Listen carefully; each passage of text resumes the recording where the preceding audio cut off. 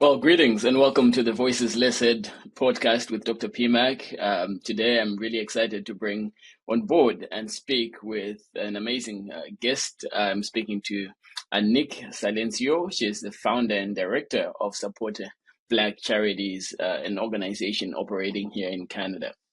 Anick is the visionary force behind supporting Black Charities, a trailblazing Canadian nonprofit that's headquartered in Toronto, with really a global reach that extends beyond Canada, where she, works as the CEO and founder of SBC. Anick's personal mission is really audacious.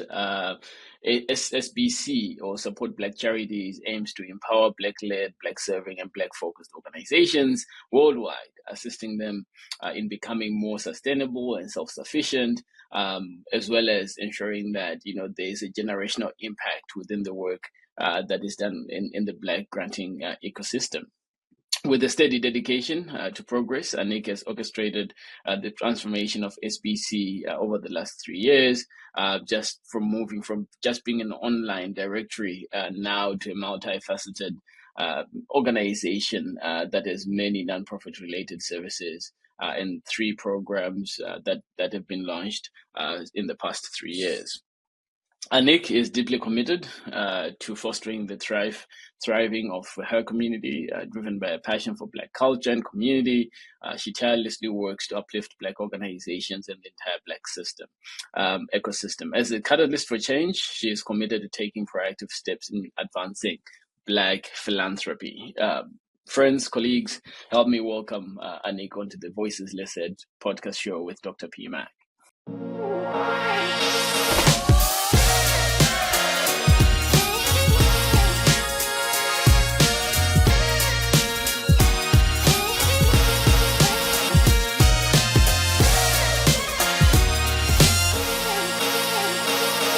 Hello, Anick.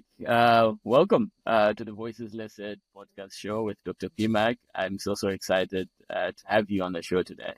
Thank you. It's such an opportunity. I've listened to your previous ones, and when I got the call, I was like, yes, I made it. When you got the call, oh man. Thank you, and thank you so much for all the wonderful work that you do in the community, and I'm excited to sort of dive deeper into that. But before we go into sort of the work that you do, who is Anick? Tell us a little bit about yourself. Yes, I always say this, that I'm not unique. I do have a twin sister. And I always say it right away because it's gotten us in different situations. But it's always a great conversation starter. So by nature, I'm curious. It's brought me in different conversation also that the work that I'm doing. And over the years, I've had kind of an epiphany saying, what am I doing for people? What's my legacy? And I really started looking for something, and it brought me to this. But I'm curious. I'm also I want to say a nerd on the down low. So I love technology, AI, and all those things. And I dig those things, space, all the fiction.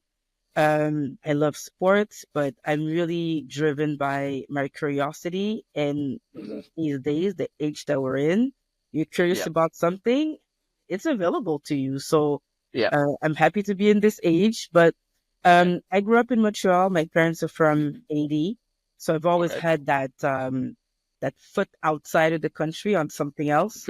And just a normal childhood, traveling with the family when we were younger. My parents are the type that they put us in everything to see what would stick. Wow. So swimming, tennis, gymnastics. Tennis. Even acting lessons. Really? Yes, ballet, dancing, piano, flute. Like, my parents threw everything at us, and each one of us, me, my sister, my brother, we all picked up something and continued with it. So I dabbled in a lot of things, and back then it was annoying to go to all these classes, but today I'm happy that I tried different things. So this was kind of my childhood, and my parents are all about education, and but not this is really the characteristic of my childhood. Yeah. My parents really made sure that we had fun when we were young, and having a twin sister, we did a lot of things together, good things, bad things, little tricks Yep. in there on people. All sorts of Um, trouble but happening. but Yeah. but yeah, and throughout my life, I've always been passionate about my culture, the Haitian culture. Fantastic. So Yeah. let's talk about that a little bit. Let's talk about culture. And so, growing up, was it growing up in Haiti or growing up here in Canada? So I was born in Montreal. Okay. But growing up, like up to the food that I ate, everything Mm-hmm. was Haitian. Wow. Okay. My parents spoke Creole at home and then Yep. French. Mm-hmm. Mm-hmm. The food, I think one of the biggest things is when we started going to school and, Yeah. you used to eat lunch other Yep. places. I Yep. didn't know about peanut butter and sandwiches. We don't Oh have this yeah. in Haiti. So, That's that. Yeah. exactly. So little Yeah. things like this, but very passionate about the culture. We really grew up Haitian and then being in Quebec. Then you have the Yep. Quebec culture. And then when I moved to the States, another culture, moved to Toronto, another culture, a Yeah. lot more Yep. multicultural. So I also am very, very I would say not curious, but interested in knowing how other cultures do things. Okay. So That's fantastic. What yeah. what what a, what an interesting background, and I love just this notion of where you say that your parents threw everything at you, right? So any opportunity, any extra curricular activity, you would get an opportunity to do that. I think that's really really interesting. And so you're an engineer by training. How did you land to become an electrical engineer? What was one of those things that was thrown to you? What led to Yes. that? Yeah, I was really two things. I was always also by default. What Mm-hmm. I mean by that is Yeah. so my sister chose to be in the health field. She's a speech language pathologist, but she wants to be a Okay. nurse and doctor first. But for me, I was like, I don't see myself working with people. This was me back Mm-hmm. then. I don't see myself working with people, and And now you're um, working with people and every oh single yeah, day. How did yes, that happen? yes, Yeah. things have Yeah. changed. Things have changed, but Yeah. engineering, I've always liked. I think it's being curious. I kind of liked how Okay. things work, and my Yep. my dad, growing up, was a little bit of a he can fix anything.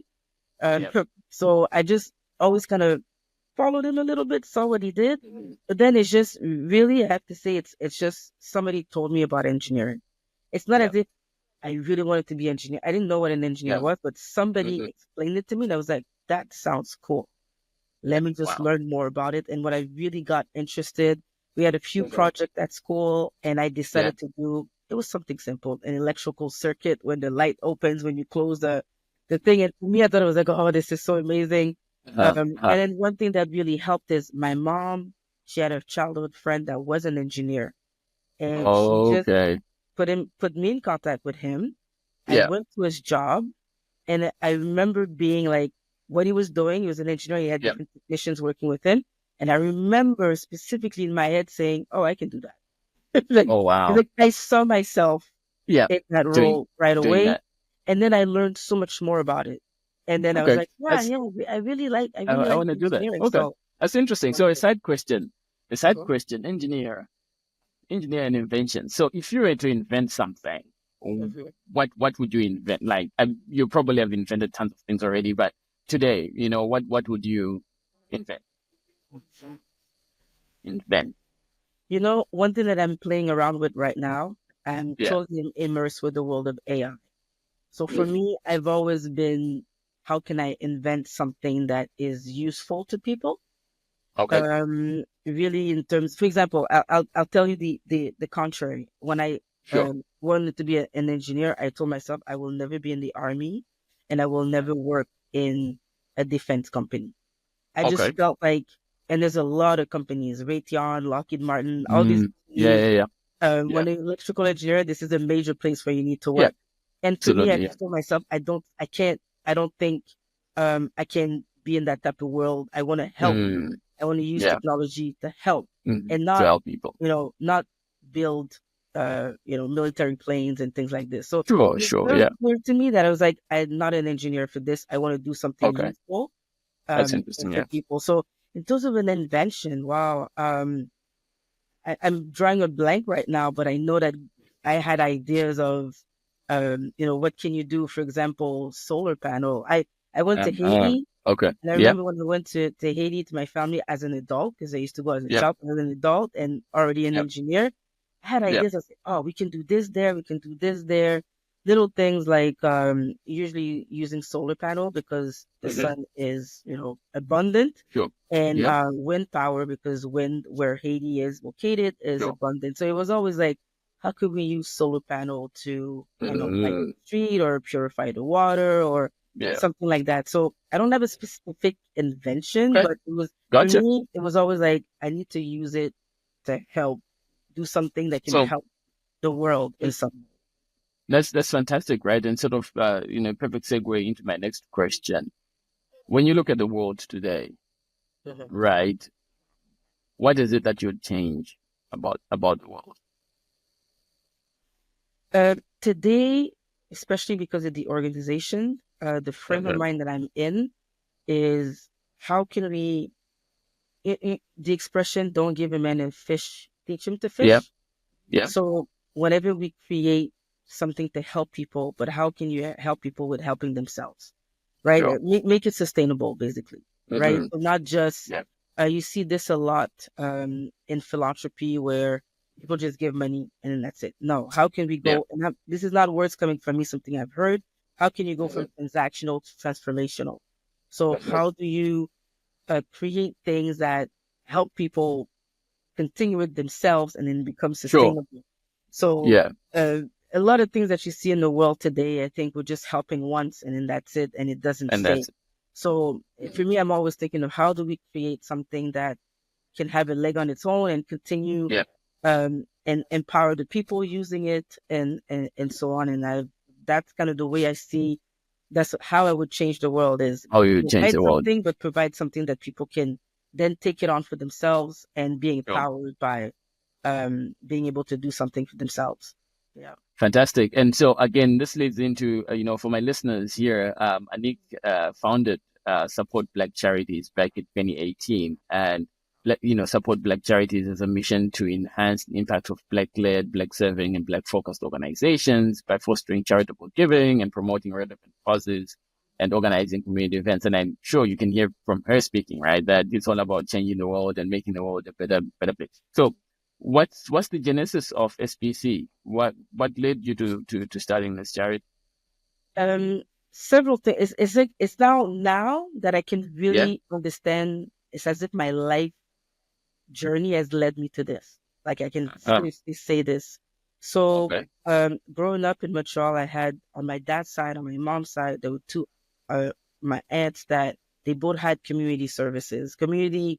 community centers, one for children, one Yeah. for women, and we were always the de facto volunteers. Whenever there was something, it was like get the kids, be the So me, volunteers. come out, get the kids. Yep. Yep. Yeah. Yep. So at the time, didn't really like it because, Yep. Saturday night, you'd rather do something else. Sure. But today I'm like, wow, I was in here and today I reflect on how both my aunts were seen in the community and what they did. I saw it. I didn't register it then, but today I remember it. Yeah. And as you said, as an engineer, I went to school in Montreal, and there's an organization in the U.S. called National Society of Black Engineers, NSB for short. NSB. And they wanted to expand in Canada, so they reached out to my school where I was, École Polytechnique of Montreal. They wanted to start a chapter, so I became the first president of the chapter in my school. And through that, I was able to go to some of their conventions in the U.S. So the very first convention I went to changed my life. I'm in Montreal. There's not a lot of black people in my school, not a lot of women. I go down to the convention in North Carolina. It's 10,000 engineers, alumni, students. During the day, you're in a workshop, you're in your little suit, you're doing different workshops that are led by IBM, GE, all those things. And at night, you party. So I was like, hey, this is my kind of life. I like this. That dynamic of during the day is serious, and at night, this is a little bit. But for me, the great thing is that at that convention, there was a career fair. I went through it. I got an interview. I got a job. This was my last year. So, and then 3 months later, I moved to the U.S. and started my job. And it changed my life, basically. And for me, I always say that I am the result of a not-for-profit. I'm not in drugs. I don't have AIDS. I'm not poor. I'm not in gun violence. But this organization, it changed my life and uplifted my life, elevated my life, and started my career. And I was really moved by that. I said, without that organization, I would not have had this opportunity. And the journey was so seamless because it was specifically for the Black community. And so I really understood the power of nonprofits. And I said, there's a place for nonprofits in the world. You don't have to be, I think we tend to think that Black organizations are about gun violence, AIDS in Africa. It doesn't have to be that.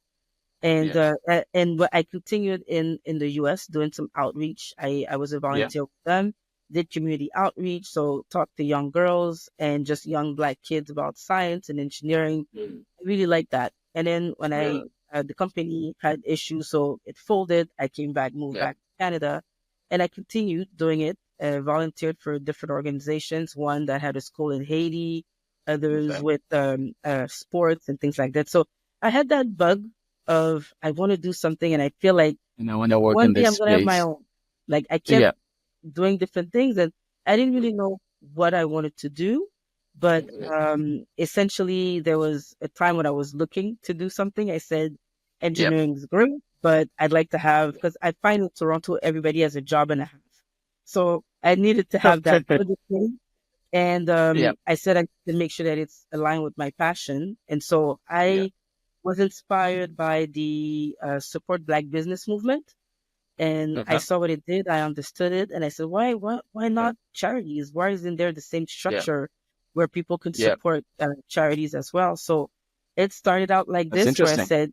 said, let me just create a structure online where people can look for an organization based on their location, their passion, their interest, and it's so much more aligned. And then they can continue engaging with that organization. So it started out as a directory at first. I was really lucky that the URL was available, Support Black Charities. Oh, nice. Because you never So know. you just registered that and grabbed the domain. I'm like, okay, this is it. Grabbed the We're doing it. domain and did the first website. Spoke to a few friends, drafted the logo, and boom, it started. And for me, at first, it was, do I just do it in Toronto? Let's pause a bit, right? Because some of my listeners perhaps are wanting to start charities or wanting to have a job and a half or get into this space. And they hear you say boom and it started.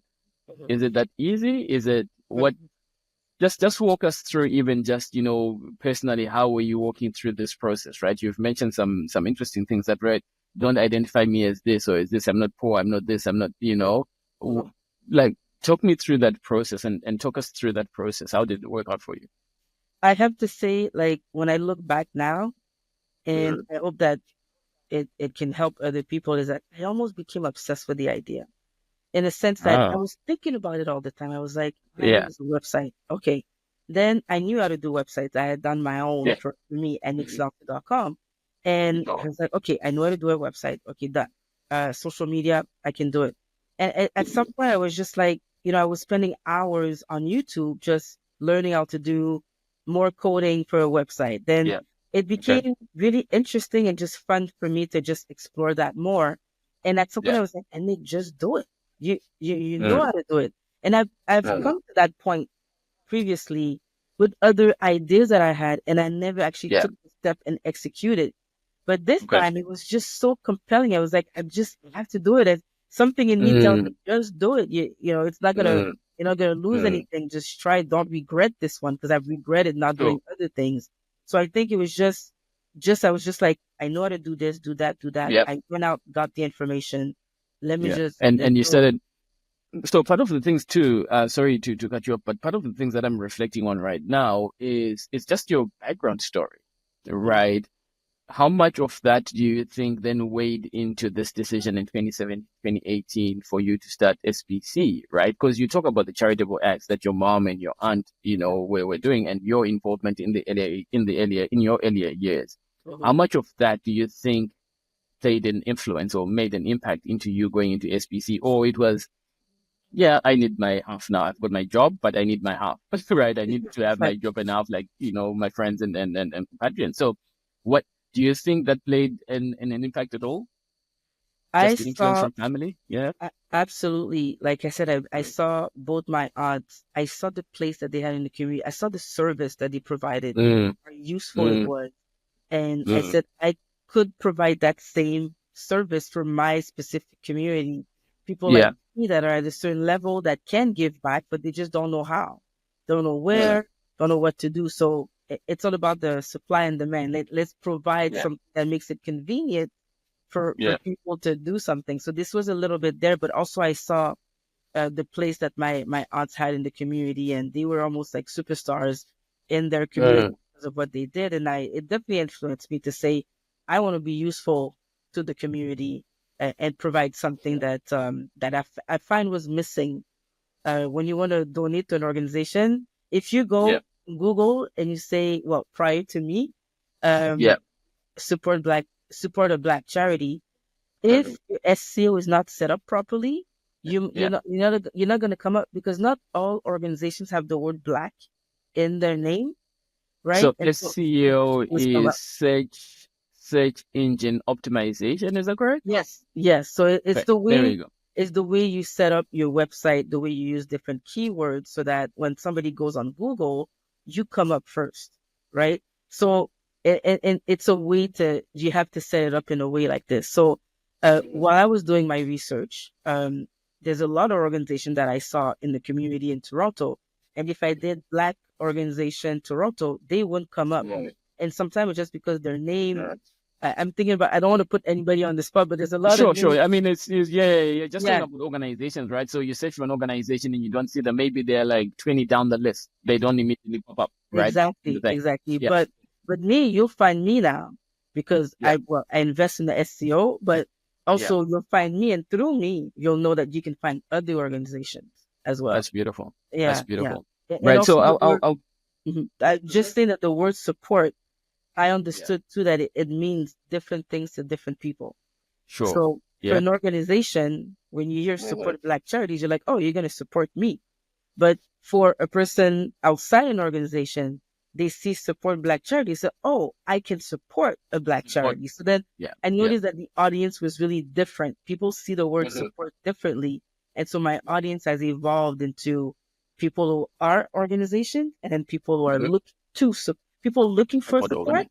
and people Yeah, looking to support. true So for support. me, it Okay. puts me in a very good position to make that connections between the two. That's Absolutely. that's that's beautiful. That's beautiful, and I love it. And so, you might be here and you're a listener, and you're like, okay, I want to go into this field. I want to set up a charity. I think in the last 10 minutes, Anick really has just pointed out that, well, it's just not about setting something up, right? It's just about having the vision, having the passion and the influence, and then thinking about the impact that your work will have once you set your charity up. And so, talking about influence and impact, tell us more about SBC. Give us some. I'm not a fan of measuring things by numbers, right? But donors and people that give money, like, I don't know, how many people have you served, how many organizations have you supported? So tell us, what's been your influence, what's been your impact, and how have you seen that play out? So there's two words for me, and it's funny because I was just speaking to somebody the other day, and they were asking me about the same question, and I gave Yeah, this two words, actually three. yeah, I said uh, visibility, yeah. sustainability, and then Mhm. generational impact. So Okay. I think the what I want to do with Support Black Charities is increase the visibility of Yeah. organizations for many reasons, for them to be more visible to whoever their audience is or to a new audience. And Yeah. I think what we're doing by featuring and highlighting organizations on social media or in our platform, we're bringing the visibility of these organizations, and we're using the Okay. narrative of the different situation. And I say this by every day is a day of something, right? You have Mhm. mental health Yeah, month, sickle cell month. You have yeah. Women's Day. So for us, we Oh, in attach fact, you've just been celebrating Black Philanthropy Month. I've been watching over the past exactly, month how your organization has been leading that campaign. Well done. exactly. So whatever when it's International Women's Day, we will feature Mm. all the organizations that are supporting women Okay. initiatives, but Mhm. also all the organizations that are led by women, right? Mhm. So it Yeah. brings a certain visibility as people are talking about International Mhm. Women's Day. We bring that visibility based on a narrative. When it's Mental Yeah. Health Day, then we feature all the organizations that are working towards helping, assisting the community in mental health. Sure. So the first word was visibility. The second word is sustainability. And I say this because over the last 6 years that we've been around, I've really focused on looking at organizations. I follow them. I see what they're doing.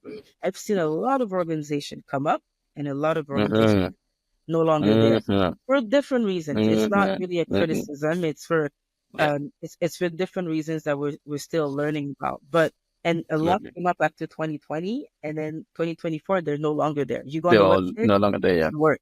So that's the sustainability part for me that's important, because when we were approaching organizations to be listed on our directory, a lot of them would say, okay, sure, we can be listed, but can you help us with our website? Can you help us with governance? Can you help us with funding?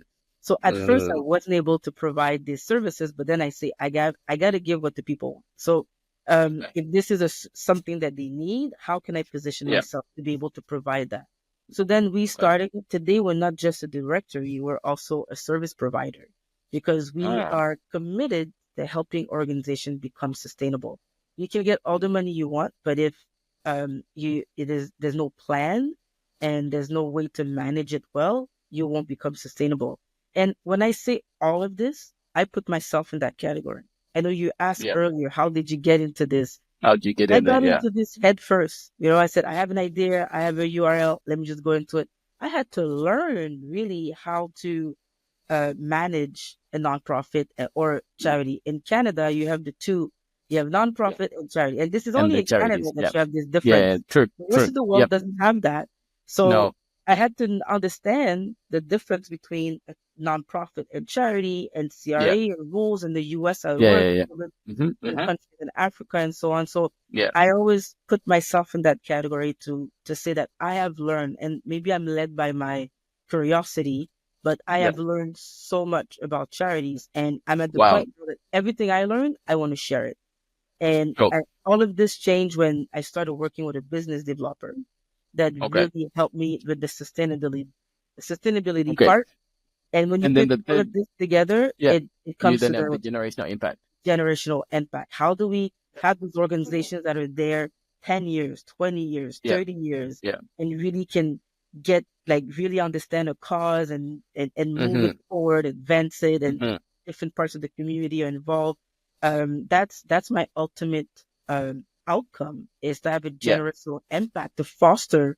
We always talk about generational wealth for the Black community, which is just as important. But the generational impact of being able to sustain the help that the assistance that we provide to our community. If I could say what SBC is and the impact, it would be visibility, sustainability, and generational impact. Amazing.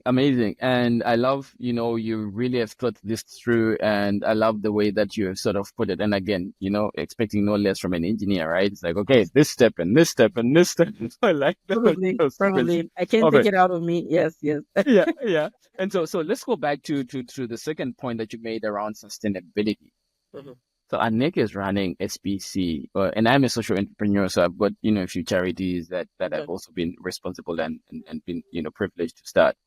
How easy is it? Like, what's your day-to-day stress? Like, what's the day in the life of Anick when you're running SBC? Great question. The day in the life. I'm coming from. Let me just take my glasses. I feel okay. Sure. I'm coming from being an employee. Right? I was an employee for 15 plus years as an engineer. So then tell me. I want to hear this. Yeah. All of a sudden I'm an entrepreneur.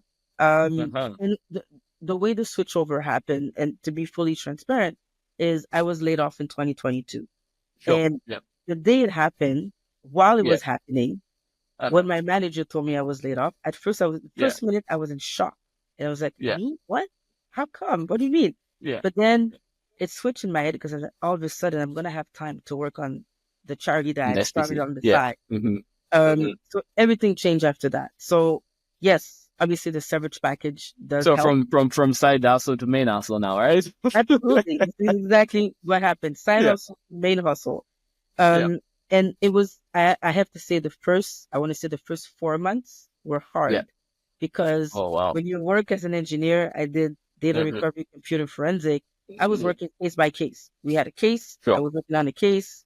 Sometimes an emergency, you leave what you do, you work on the emergency. And then you focus on the emergency. Yeah. My prioritization and time management was always the same, right? Mm-hmm.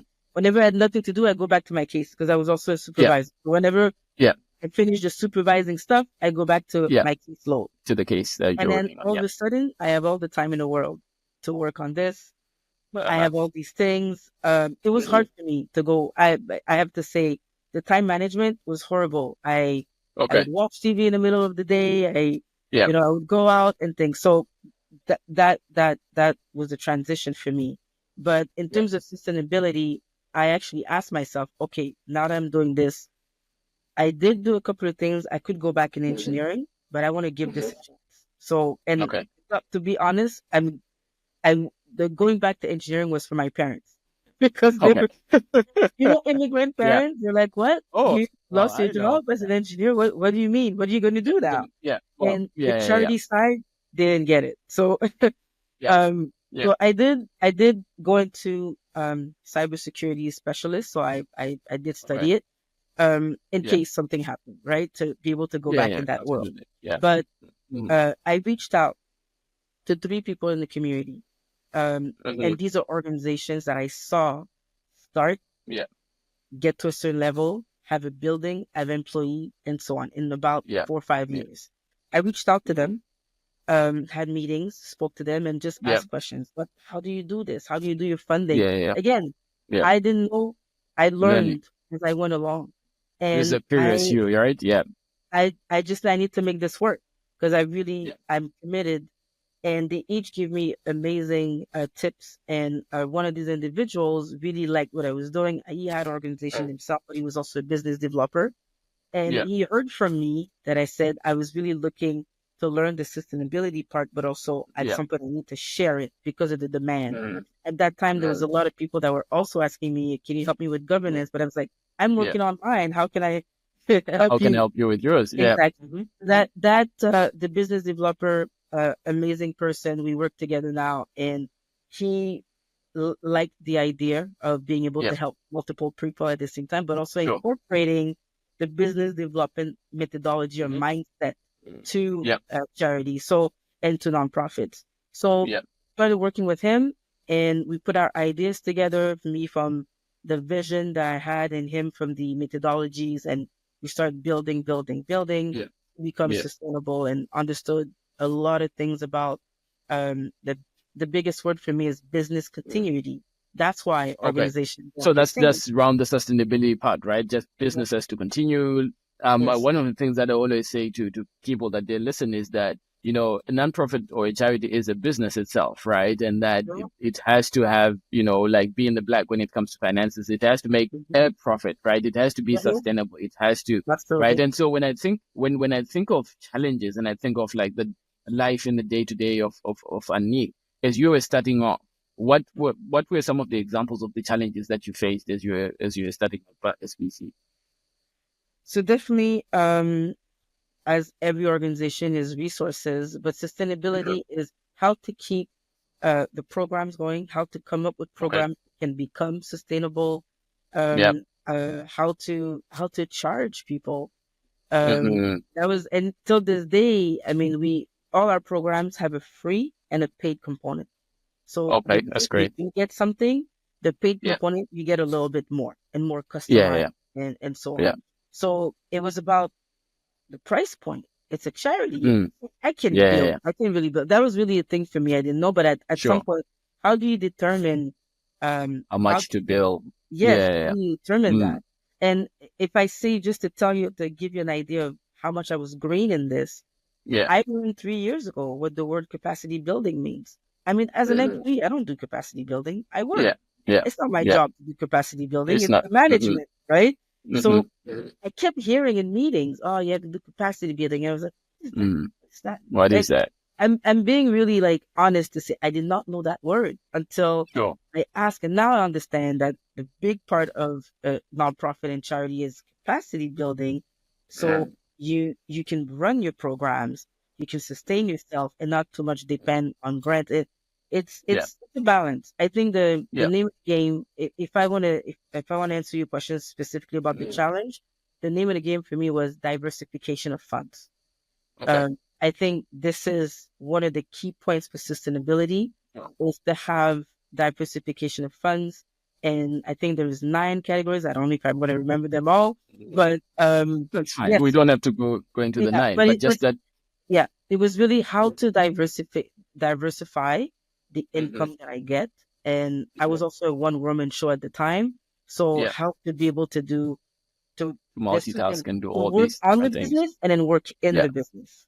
So that was the balance. Sometimes I had to work on it, and sometimes I had to work in it, run the programs and things like this. So that was definitely a challenge. And we hit a spot at some point where we were experiencing growing pains, in a sense that, I was like a week or 2 week late on my email because there was too much happening and I couldn't get back into it. So it's still, I feel like every 6 months we hit a little growing pain as we grow. There's more interest, more demand, or more things that we're doing. So there's a little adjustment period. Takes maybe a month, and then we get in the groove. And then 6 months later, it's been like that for the last 2 years. So I mean, really, it's building phase, right? So you're building systems and structures and foundations, etc. And I love what you just said about working in the organization, or working on the organization and then working in. At what point did you get that realization that you needed to have a balance between working in and working on? It's really when things started suffering. So, for example, I used to do, talk to different organizations, get their information, put them on a directory. I did all of that. But then I wasn't registered as a nonprofit, right? I didn't have the structure. So then I had to stop it, get the information, register the organization. You have to do all the maintenance, the file your taxes and all those things. All the paperwork. Yes. And this is just working on the organization. And then you have to market the organization. And then you forget, then members or organization send you emails. Also have their own needs and also need you to be supporting them. Exactly. So it's a little bit of both.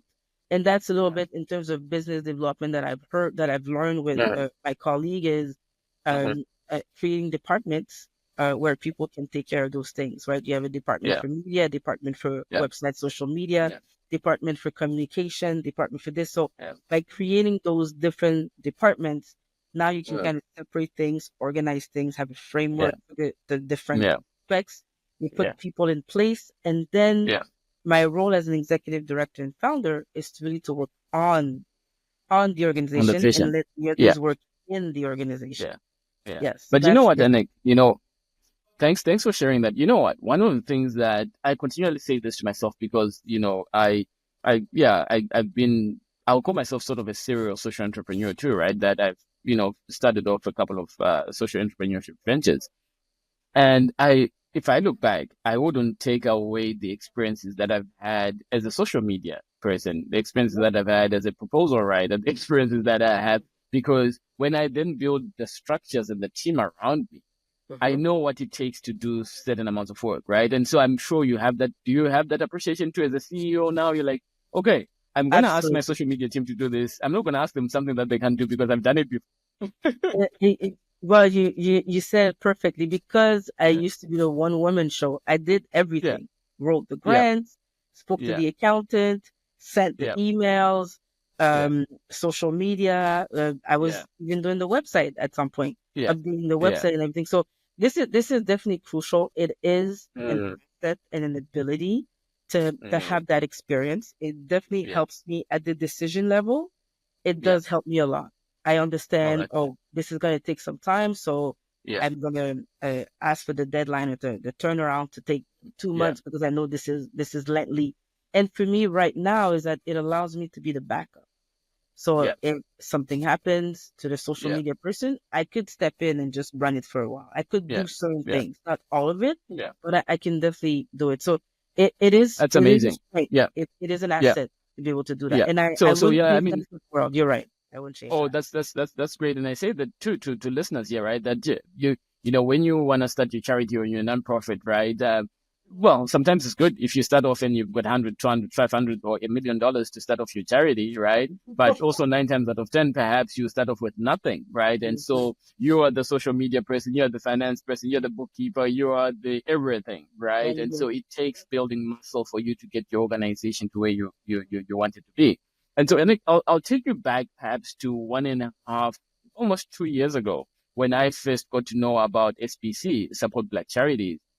I was working then for a funding organization that had the mandate, to fund specifically black organizations across Canada. And as I reviewed your website and as I reviewed some of the work that you had done and the charities or the organization, nonprofits that you're supporting, something struck me. What struck me was, how can this one organization take on its shoulders the burden of supporting other organizations and bring them up? I was like, who does that? Right? Number one. Number two, I was like, we live in a world that's so competitive. So my background, I'm from Zimbabwe, Harare, Zimbabwe in Southern Africa. And I grew up on community, right? Everything that I do to this day has a community lens to it. As together we can move forward. There's what we call a Ubuntu approach, that I am because we are, that your wellness is inextricably linked to mine, right? And so whether it's at an organization level or at a personal level, right, that we must be able to co-construct, co-create, and be able to co-develop and move forward together. And so I'm looking at SBC, and I'm doing, this is before you even reached out, and I'm doing my background reading. I'm like, instead of pushing forward their own agenda, SBC is actually trying to bring up and promote and showcase the work that's being done by others. We gotta talk to this. And so I said to my manager, then I was like, hey, boss, like, this organization is so interesting. It's interesting from the perspective that they are pulling others up. They're not pushing others down. They are amplifying the work of others in as much as they are also building, because I recognize then that you're still scaling and you're still building. But I like the model, right? And the model really spoke to, hey, let's do this together. Hey, if you have a capacity gap here, we can identify who can support you, or we can provide you with, we can help you with your social media. We can help you build your website. We can help you with your brand development, right? And so that was particularly interesting to me. And so, and then, we then later had conversations and, supported the work that you were doing. So tell me about the organizations now that you have supported. What are the stories of, perhaps you could say, more significant change? What are the stories of impact that have come through from your partners or the organization that you serve? So some of the stories that I really like is when I get feedback from companies or from individuals that said they went to the directory and found an organization in their neighborhood. So there's several, it happens a lot of times. So when we're able to make those connections, so that means that thanks to our platform, somebody was able to find an organization specifically based on their location. I remember one of the first time one lady said, I didn't know there was any organization in my neighborhood in Newmarket in Ontario. So she said she put Newmarket and one came up. She couldn't believe that there was one right there that she never saw before. And she said that she made a donation.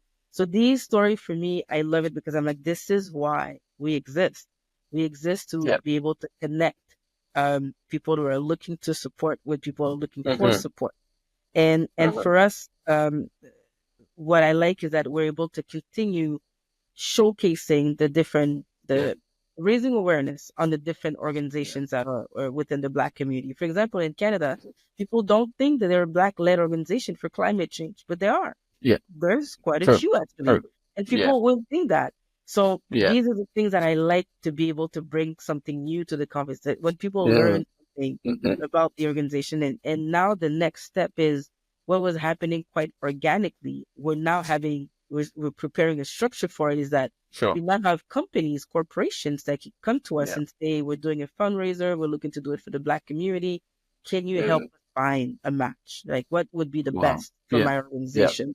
So the thing is, our directory, our database is vetted. So this is something that corporation likes. So we're able to say, okay, what exactly are you looking for? And normally corporations, they have very specific, because of their reputation, they want to be reputational risk, and so etc. Absolutely. Look good, right? So there's always a story that they're looking for. So, for example, one organization came to us and said, "We just finished a show. We have a bunch of smart TVs, like 80-inch smart TVs that we want to donate. We'd like to donate it to an organization, and it was like, it has to be for youth. They have to have a building. They have to be in Montreal, and they have to be around for more than 10 years.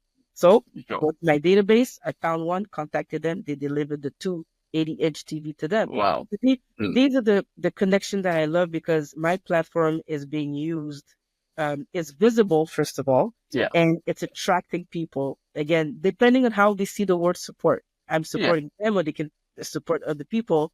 And these are the connections that I love to do. And as you see, it's the potential is endless, because now I was just thinking to a colleague about this. The next step now is to make people in the same area, or even different areas, collaborate. We have so many organizations on youth, empowering youth through sports, empowering youth through arts. How can now we put them together so they collaborate, they exchange, they share information? Maybe they can do something together, right? Because I spoke earlier about diversification of funding. One of these things is also strategic partnership and sharing resources. It's not always about money. You can just share resources. You can still do something without money. So that's the next step now, is now that we have different categories, different organizations in different countries or within the same country, how do we create an environment where they can collaborate and they can get to know each other? And the easiest thing you're thinking about that we're talking about is Facebook groups, right? How do we create Facebook groups for the different categories, and now we can host conversations for all the youth-led organizations around the world, and they can talk to each other. They can do different. So that's the next step, and this is something that I'm validated. I am so proud of this work, and I know there's a place for what we do. There's a demand for what there's absolutely a place for what you're doing. I mean, I sit even as a grant maker too, right? I sit and I see exactly what you're doing, right? If you had any success working with grant makers, with foundations, and in terms of pushing this, is this now a shared vision? How have you been setting this out to grant makers? Having a relationship with grant makers, we have some relationships. I mean, we're still getting grants ourselves. So there's been that difference where some grant makers, they can't do too much with the people that they're helping. There's a little like there's a fine line there, right? There's a fine line that we can't be in business with people that we're actually giving grants to.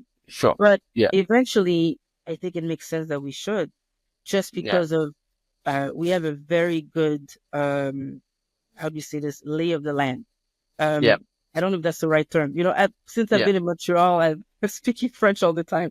I don't know if that's the term, but I have a global view of the organizations, and I can see a little bit in this city, these organizations do well, or there's more of this type of organization in that city. There's more of this. What's coming up for example, in Kenya right now, if I can speak about Kenya, is that there's so many organizations about entrepreneurship, but agriculture. Agriculture, entrepreneurship, right? When you speak to people who don't know or not too familiar with Kenya, they're always going to think, oh, there's corruption over there, there's this and that. It's AIDS, there's this. No.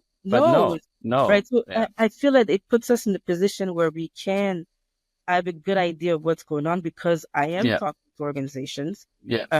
And for a grant maker, and that came up at least 3 times in the last year, and it's something that we need to explore more, because we can definitely share information on this. But for the grant makers, what I would say is that for specifically Black organization is it would be good to have more capacity building. Actually, I have 2 things. Now that you asked the question, I have in my head 2 things. Is to have a little more capacity building type grant. Because, for example, for me, I don't have youth specific organization. I don't have senior specific organization, but I'm still an organization. So I can apply to the one that are for youth, for sports, but I can apply to the capacity building ones. And in the Black community, I think there's a need for the capacity building aspect. So that's one thing that I think. So on capacity building, though, I would hate it if I left this conversation without asking this question, or perhaps giving you a proposal. I've moved from looking at things from a capacity building, right, to more capacity development, because particularly for Black organizations, right, that we've been viewed so much as, well, they need their capacity to be built. They need their capacity to be built. They need to be supported. So for me, it's always, hey, it's capacity development. Why? Because your aunt and your mom back in the day were running charities. They know a whole lot more, right, than even just the traditional mainstream. And so I want to perhaps suggest to you and propose to you that perhaps as you think and work through with other organizations, think more from a sort of a capacity development, because organizations are not coming from a blank slate. They're coming from histories and layers of knowledge that we have. And so I always work with my colleagues and challenge my colleagues, say, hey, let's change some of the lexicon that we use, right? Let's reflect a little bit, say, hey, are we building or we're actually developing? Because these organizations are not coming from a blank slate. I don't know. What are your thoughts about that? Absolutely. And you know what? I remember we had a conversation about that. Yeah. When you bring it up, I said, yeah, you brought it up before. Yeah. Right. And Yeah. 1,000%. Going from development to building, because we've been building, we just need to develop. And that's two different stages in organization. So absolutely, I'll make a note to make sure I change the way I say that. It helps us, right, to position us from a strength-based perspective, right? To show that, hey, we know a whole lot of things, right? And I know you're visiting with family, and as you sit and you ask, you're like, oh, so tell me, back then, how were you helping families? How were you doing this? There are a lot of things that we learn from there, and then you say, oh, okay, that was then, but we can develop this further and start doing this, right? And so that's always an interesting perspective to come from. Now, I know we are running out of time, but there are 3 questions that I have that I don't want to leave without asking you. Please. First, I'll start off with the more formal one, which is around the Black Philanthropy Month. Today's, we've just, coming to the end of the month, and you are celebrating a Black Philanthropy Month. What have you seen over the past month in terms of initiatives that are being done throughout Canada? So definitely a lot more. So I was introduced to, I think in 2019, there's a lady, that Dr. Jackie Bouvier Copeland in the US that started Black Philanthropy Month. And I have to say that when I discovered that, I was like, oh, this is the reason why I exist. This is why SBC is there, is to promote those connections through philanthropy. So I definitely learned so much more about it. And specifically, obviously, I know you know that report that came out in 2020 about the state in Canada. So that's also another shocking number to see that. But what I've learned is that, and this is a term I learned maybe 3 years ago, and maybe you know that the term mush. So mush is foundations, big foundations, philanthropic foundations usually give to. So mush is museums, universities, schools, hospitals. In Canada, specifically where we are, we don't have institutions. The Black community does not have these institutions. So these groups that are mainly giving, $50 million to an hospital, and then the name changes, right? There's one like that in Toronto. We don't have those hospitals. We don't have those institutions. But I have to say that since 2020, there's been a more focus on community-based organizations, because this is where the work is being done, specifically in our community. And then obviously in 2020, June 2020 specifically, the increased attention to racial inequality due to the George Floyd situation really put a really big visibility on the work that organizations were doing. But for me, I'll say like this: philanthropy is, yes, it's transactional, and it's somebody giving something, most likely through financial donation. They're invested in the welfare, the well-being, the evolution, and for the Black community, cultural preservation of the community. The state of it in Canada, there's 2 sides: there's the giving and there's the receiving. And it feels like, based on the report that came out, that there's not enough for the Black community. For me, I see, are we visible enough? Obviously we can go into some systemic racism into that. It certainly plays a part. But also let's make sure that we are visible, that people see us and people see the impact, their investment, and to entice them more to donate to Black philanthropy. And I really That's want, for fantastic. me, it's really to foster relationship between within our ecosystem through the lens of philanthropy. So the community, the Black community supporting Black organizations, Black businesses supporting Black charities or nonprofit, and seeing that there's a benefit to that the story that it shows, the investment in your community, keep the money in the family, all those things to bring up the ecosystem. So the role with SBC is, and we said it for the next couple of years, it's about communication. People just need to know that Black philanthropy is a thing. First, exists. they just need to know that there's a month for it. It is a thing. And then it's to provide, again, SBC wants to be able to provide ways for people to exercise that philanthropic activity. It doesn't have to be somebody rich giving to a poor one. It could just be a business, an individual, like you and I, that is donating. It could be your time, it could be community.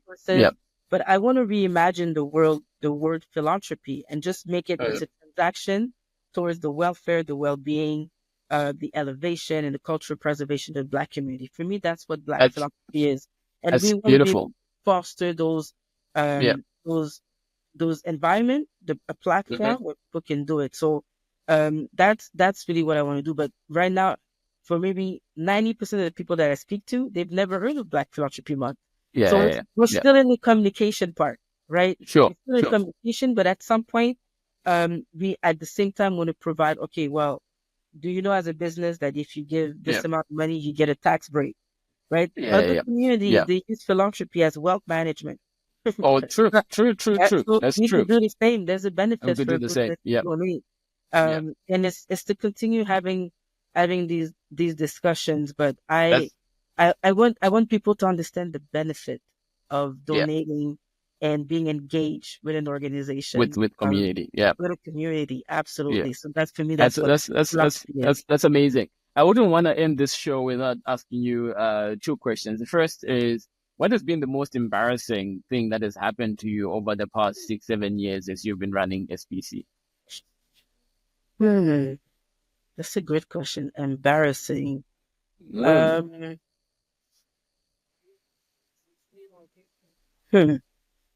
I would say sometimes people say the name wrong. They say, instead of Support Black Charities, they say supporting Black Charities. I don't know if that's really embarrassing, but embarrassing. Or even as a leader, right? Or, as a leader, as someone who's, CEO, and you're running, like, oh, word, what did I just do, right? I think I've had a discussion. It was a little bit of a public one, where, like, it's clear who we help. Black-led, Black-focused, Black serving. And I had a discussion with a lady that was running. She was a white lady, non-Black. She had an organization in Africa, and it was embarrassing for me because I was outnumbered, if I can say. But she basically called me out and said, because she wanted to be listed on the directory, and I said that, unfortunately for me, there is very specific requirement where the leadership team has to be Black. That's my need, right? Sure. There is a difference between Black-led and white-led running something. It's just different. There's a difference. So this lady was calling me out, saying that, you're fake. We want to help, but I want to give. I help, but you don't recognize my help, and things like this. And it got pretty ugly. But at the end of the day, I said this, unfortunately, and I always say this. I say, if I was really passionate about cats, I would have created Support Cat Charities. But I'm passionate about seeing my people do well, and I want to support my people. That's why I have Support Black Charities. Well said. And the Black part, it's Black through and through. So I said, I don't diminish the work that you're doing. Not absolutely. But on my side, it's clear. I know there's a difference with a white-led organization in Africa and a Black-led organization in Africa, or in Canada, or so on. So, and that's the niche that I want to help. But for her, no, I was just well said. I mean, you're coming from a values perspective, right? You're a leader. You know exactly what you want to do. You know exactly who you want to serve, and you communicated that very, very well. And so, thank you for that. And so, if you were to have dinner, for example, with any three people, whether living or dead, who would they be? Oh, Harriet Tubman. Uh-huh. Just because of what she did, I just think she had such an instrumental part um, in how do you say this? Risking her life for others, and she created something. I mean, she liberated thousands of people and their descendants. I always thought that's so commendable of what she did. And over the years, some of the people that I admired have changed a little bit. Okay. Just based on different things that they've Life done, circumstances, right? Yep. Understanding more. So, sure. I mean, they're the obvious. What's his name? Martin Luther King, for what he did, and one that's probably controversial, but I would love to talk to him because he has an idea that I hope I say his name properly. The Honorable Minister Louis Farrakhan. Okay. Yeah. The Nation of Islam. He is quite an extremist in his ways, but at the core of his message, he just wants us to support us, right? Yeah. So I like that message, and he has a way of saying, let's create our own institutions to support each other because we've been asking on the other side, and it's not happening. So it's time to create our own, right? Yep. So I identified to that message from him. Now, I don't identify with calling everybody else the devil, but the message of supporting us and creating our own things to support us, I love that, and I would love to have a conversation with him to know, okay, how do we go about create our institution? Where do we start? Which institution should we start with? So that's something that I always listen to his messages. He has like messages. Just because of that part, I think it's people forget that he is quite an extremist on certain views, but at the core of his message, he's about the Black community and liberating them from depending on others, and just let's enter dependence between us for the right reason. So I think that would be, I guess, the second person. The third person, don't have anybody I can think of. Yeah, they can be too. It's okay. I think those can be too. Like, That's fantastic. So, Anick Silencieux, the founder and executive director of Support Black Charities, is headquartered in Toronto.